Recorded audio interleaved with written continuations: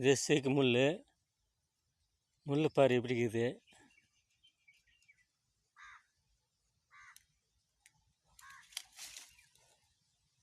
எவ்வளோ நீட்டுக்குது பாரு முள். இங்கே எந்த பெட்ஷீட் ஆயிடுச்சு பாரு. இது கெட்ட மானு இருக்கிறாங்களே அந்த மாதிரி கெட்ட முள். இது இருந்தால் நஷ்டம். அதனால் இந்த குங்கில் வெட்டிடணும், அப்படி பண்ணணும். கத்தி இல்லைன்னா கஷ்டம். அதனால் குங்கில்லைன்னா இந்த மாதிரி கொம்பு போட்டுக்கின்னு இந்த மாதிரி கவிக்கலாம்.